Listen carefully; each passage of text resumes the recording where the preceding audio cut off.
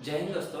आज हम देखते हैं कि ब्रिक्स क्या है। ठीक है, ब्रिक्स एक संगठन है, वो इकोनॉमिक संगठन है। ठीक है, तो इसके बारे में आज जानते हैं। उससे पहले आज की थोड़ी खबर दे देते हैं। रिसेंटली हमें पता चला है कि 9 तारीख को डिफेंस मिनिस्ट्री ने आज जाहिर किया कि 9 तारीख को लद्दाख में चाइना ने घुसपैठ की है। जैसे हमने प्रेडिक्ट किया था हमारे पिछली वीडियो में, वैसे ही एग्जैक्ट हुआ है। और तुर्की के बारे में भी जो प्रेडिक्ट किया था मैंने कि यूएस के प्रेसिडेंट और पुतिन से दोनों से बात होगी, अर्दोगन की, वो भी हो चुका है। तो बनी रही है ऐसी इंटरनेशनल खबरें जानने के लिए। ठीक है, तो ब्रिक्स जानते हैं। ब्रिक्स क्या है? एक संगठन है, आर्थिक संगठन। आर्थिक संगठन क्या करता है सर, ये आज जानते हैं इसके बारे में। ब्रिक्स में क्या है कि ये 5 देश इंक्लूड है, मतलब ये 5 देश है। ठीक है, B for Brazil, R for Russia, I for India, C for China, S for South Africa. ये 5 देश क्या, मतलब क्यों इन्होंने संगठन बनाया? सबसे पहले देखिए बात, इनकी पॉपुलेशन देखिए, जनसंख्या देखिए इन पाँचों देशों की। ठीक है, 40% से भी ज़्यादा है। 40 दुनिया की 40% से भी ज़्यादा पॉपुलेशन इन देशों में रहती है। इमेजिन कीजिए कि कितनी पॉपुलेशन है, मतलब वन साइडेड ये 5 देश और बाकी साइड में सारी दुनिया। ठीक है, तो 16% ट्रेड बहुत मायने करता है। जैसे रशिया यूक्रेन वॉर हुआ, तो उसमें क्या हुआ कि वॉर तो चल रहा है, आप देखिए वॉर तो चल रहा है, रशिया ऑयल बेच रहा है, ट्रेड हो रहा है। वॉर कितना भी भीषण वॉर हो, ट्रेड जिस दिन रुक जाएगा कंट्री का, उस दिन कंट्री कंगाल होने के कगार पे आ जाती है। ठीक है, तो ट्रेड तो चल रहा है, रशिया ऑयल बेच रहा है, यूक्रेन गेहूं बेच रहा है दुनिया को, तो ट्रेड बहुत इंपॉर्टेंट है। तो 16% ट्रेड हैंडल करता है ब्रिक्स।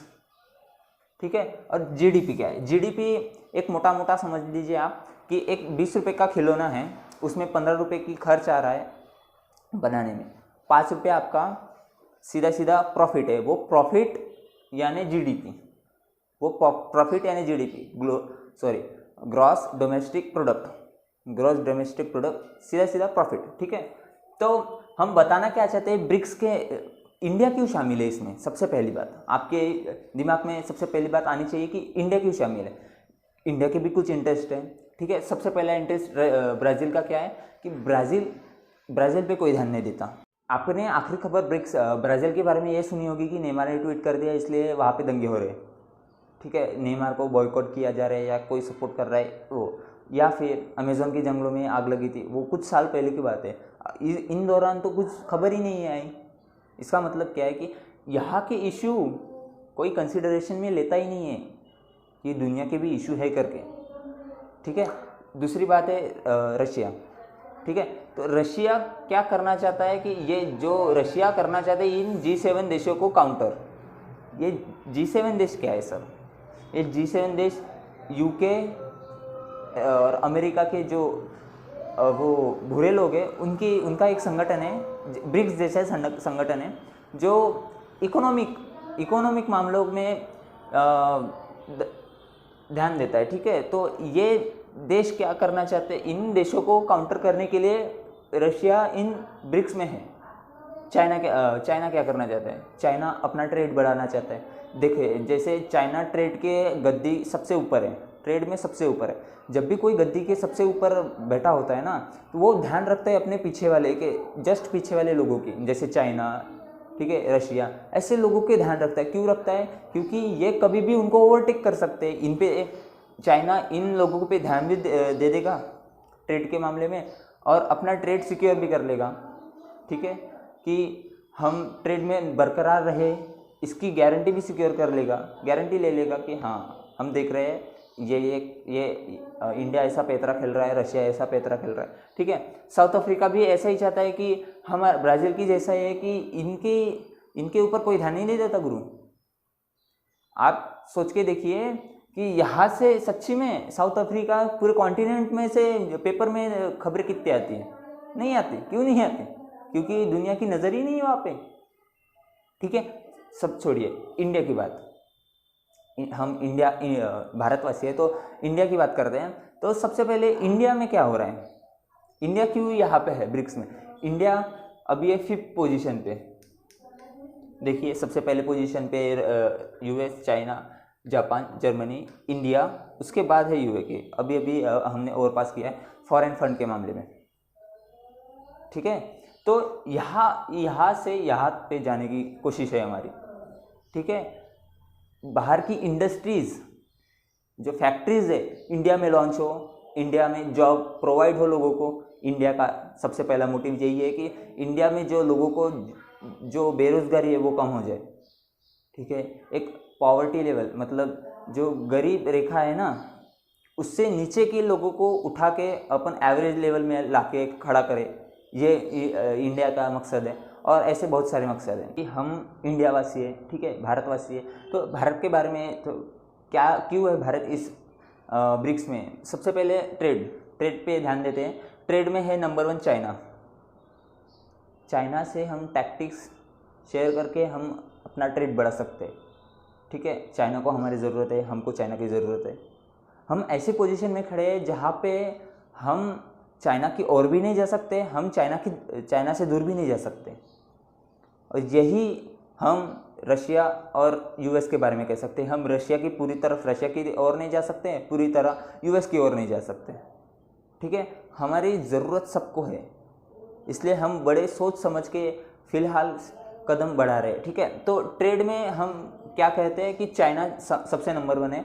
तो इससे टैक्टिक्स, जो मीटिंग्स है, उसमें कैसे ट्रेड को बढ़ाया जाए, कैसे ट्रेड के बारे में और डिप में नॉलेज गेन किया जाए, ऐसे वैसे, तो इसमें मीटिंग में बातें होंगी, ठीक है। दूसरी बात सिक्योरिटी का इशू ऐसा है कि हमारे जो ज़्यादातर वेपन्स है, जो ज़्यादातर हथियार है, वो आए हैं रशिया से, ठीक है, रशिया से। इस बात पे अमेरिका नाराज़ है, यूएस नाराज़ है, ठीक है। वो कहता है कि हमसे ले लो भाई, बट इनके वेपन, रशिया के जो हथियार है वो कम खर्ची है, कम पैसों में मिल जाते हैं अच्छे हथियार। बट यूएस के हथियार वो कहते हैं कि स्पेशल है, लेज़र गाइडेड मिसाइल है, धमका इचका, इससे ज़्यादा पैसे मांगते हैं भाई वो। इससे अच्छा तो हमारा MiG-21 है। इनका बनाया जहाज़ है F-16, दुनिया का सबसे एक्सपीरियंस जहाज़। रशिया ने म्हणजे 19 के दौर में बनाया गया इनका MiG-21, जो आज के ज़माने में कहीं पाया नहीं जाता। कहीं उड़ता हुआ दिखाई दे MiG-21, कुछ गारंटी नहीं कि कब नीचे गिर जाए। ऐसा जहाज़ है MiG-21। ऐसे जहाज़ से F-16 को मार गिराया था हमने। तो ठीक है, तो ऐसे रशिया हमें कम खर्चीले दाम पे वेपन दे देता है, यूएस ज़्यादा खर्चीले दाम पे हमें हथियार देता है, ठीक है। इसलिए हम इनके फ्रंट लाइन वॉरियर यूज़ करते हैं और इसे backline, front line warrior, backline warrior sir हमें थोड़ा समझेंगे। फ्रंट लाइन वॉरियर क्या है? जो युद्ध में सबसे पहले काम आते हैं, सबसे पहले, जैसे फाइटर जेट, ठीक है, जैसे मैंने अभी कहा है MiG-21 और F-16, ये क्या करते हैं? सबसे पहले जाते हैं, दुश्मनों पे पहले अटैक करते हैं, ठीक है, फिर वापस आते हैं, मतलब फ्रंट पहले जाते हैं, ठीक है। और बैकलाइन क्या होता है? जो युद्ध में डायरेक्ट नहीं पहुंचते हैं, पीछे से सपोर्ट देते हैं, ठीक है। जैसे जो लड़ रहा है, जो सैनिक लड़ रहे हैं, उनको खाना पानी प्रोवाइड करना, मेडिकल इक्विपमेंट प्रोवाइड करना, ऐसे ऐसे, ठीक है। तो बैक एंड हम कौन देता है हमें? बैक एंड के वेपन्स यूएस, और फ्रंट एंड के वेपन कौन देता है? रशिया, ठीक है। इतनी बात समझ में। अब टेक्नोलॉजी की बात करते हैं, ठीक है। तो टेक्नोलॉजी, सबसे दो टेक्नोलॉजी की हम ज़्यादा बात करेंगे, ठीक है। तो सबसे पहले space agencies, specific space agency में सबसे उम्दा है नासा, उसके बाद रशिया है, फिर इंडिया है, ठीक है। तो हम फिलहाल में कोऑपरेशन किसके साथ कर रहे हैं? रशिया के साथ ज़्यादा कर रहे हैं। ऐसा नहीं बोल रहा हूँ मैं कि रशिया के ही साथ ज़्यादा कर रहे हैं, ब्रिक्स की बात है इसलिए कह रहा हूँ कि रशिया के साथ ज़्यादा हो सकता है ब्रिक्स के थ्रू, ब्रिक्स के एग्रीमेंट के थ्रू हम कह सकते हैं कि रशिया, आप मिलके, हम और आप मिलके कुछ अच्छा सा स्पेसक्राफ्ट बनाते हैं, ऐसे ऐसे मिशन बनाते हैं, ठीक है, क्योंकि नासा आने में थोड़ा हिचकिचाता है, ठीक है। तो टेक्नोलॉजी, स्पेस टेक्नोलॉजी के बारे में रशिया से हम ले सकते हैं टेक्नोलॉजी। दूसरी बात है, हम जापान से लेते हैं मेट्रो, बुलेट ट्रेन, ऐसी टेक्नोलॉजी जापान से भी आती है, स्मार्टफोन्स, बहुत सारे लैपटॉप, ठीक है, उनकी बड़ी बड़ी कंपनियां हैं गुरु वहाँ पे, ठीक है। तो वो आती, मतलब हमें जापान की भी ज़रूरत है और रशिया की भी। ब्रिक्स के थ्रू हम रशिया को हैंडल कर लेंगे, ठीक है, और जापान तो हमारा वैसे भी अच्छा मित्र ही है, ठीक है, अच्छा दोस्त ही है, ठीक है। तो फिलहाल में जापान ने भी अनाउंसमेंट कर दिया कि हम भी कश्मीर में प्लांट लगाने के सोच रहे हैं, वो बात की बात है, ठीक है। और जियो पॉलिटिक्स सबसे मेन टॉपिक है, जियो पॉलिटिक्स, ठीक है। तो जियो पॉलिटिक्स में क्या है कि ये जियो पॉलिटिक्स एक दिन की बात नहीं है। जियो पॉलिटिक्स एक 10-20 साल के बाद का सोच के आज कदम लिया गया एक स्टेप होता है, ऐसे ऐसे जियो पॉलिटिक्स खेलते हैं, ठीक है। तो ब्रिक्स क्या है, G7 को काउंटर करने की एक सोच है।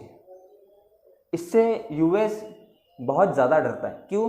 क्योंकि इनका ट्रेड डेफिसिट यूएस के G7 से ज़्यादा हो गया, तो फिर बहुत सी कंट्री G7 की और कम और ब्रिक्स की और ज़्यादा देखेंगे, ठीक है।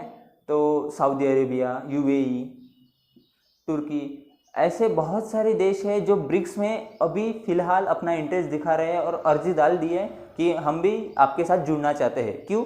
ट्रेड की वजह से, और बाकी ये सिक्योरिटी और टेक्नोलॉजी, ऐसे 3-4 कारणों की वजह से। आपकी क्या राय है आप कमेंट सेक्शन में डाल सकते हैं। जय हिंद, आज के लिए इतना ही।